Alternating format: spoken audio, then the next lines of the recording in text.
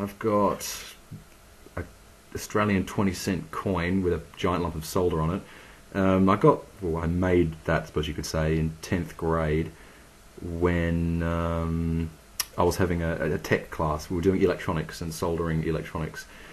I got pretty bored, decided to waste time and resources, and melt a giant lump of solder on a 20-cent coin. Don't know why I've kept it though. It's a bit dangerous, really, since solder has such a high lead content. I know, she'll be fine for me. About 20 cents worth of Australian currency. Just kept it there, don't know why. Some ochre rock. That's got a bit of an interesting story, I suppose. We, as a family, went up for holidays in a place called the Flinders Ranges, which is like an outback sort of mountain range in Australia, South Australia.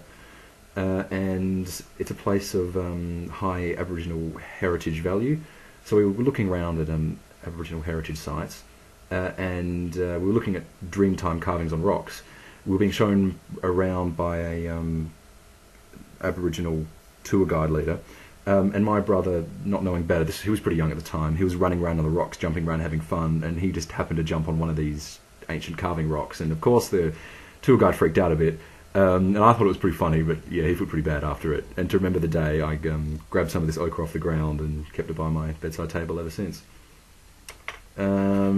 This is a silver-plated 1 penny coin from Australia from 1957. This is probably what started my coin collecting hobby that I used to have. We have a change bowl downstairs above our home phone, on some shelves. This was in that change bowl for some reason for many years, as far ago as I can remember. And I always liked the look of this coin. Don't know why. Again, it was probably just shiny and pretty. But it started my desire to collect coins. I still have my coin collection. I don't really collect the coins anymore. I haven't done so for about 10 years probably. This is where it started for me, so I keep that here. I've got... what is this from? That's right, this is a backing to a container of Naruto franchise material that I got. I found that ever since I got into Naruto, that was kind of it's been like a big thing in my life, I suppose, in terms of interest. So after getting a cosplaying ring, actually, this came with it as just the backing.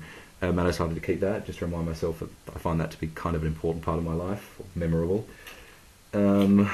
This is a bottle cap from a bottle of pre-mixed vodka.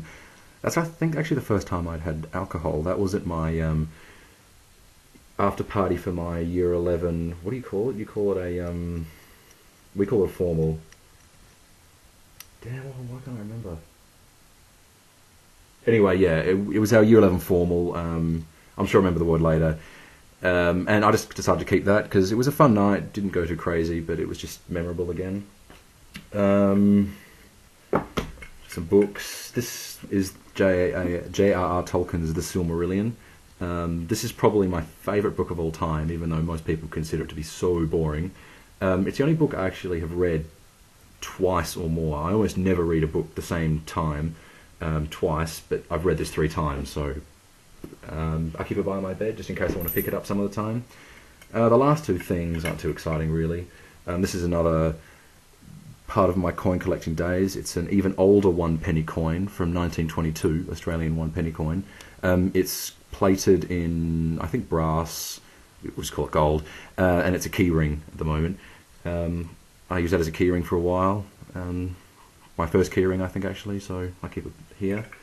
This is another keyring given to me by my brother. It's a spent .303 rifle round. Before he went away to China, he had to go to Canberra to get a visa to head over because he wanted to go over there early to see a friend in Hong Kong.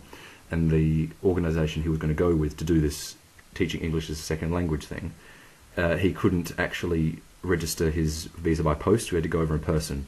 On the day he was over there, he decided to go to the War Museum in Canberra, and he bought this as a memento for me. Yeah, I think that's pretty much it here. Thanks for watching the video, and not a bit long, but you wanted to see Bryan, so there you go. Oh, and hey Brad, by the way. Talk to you later.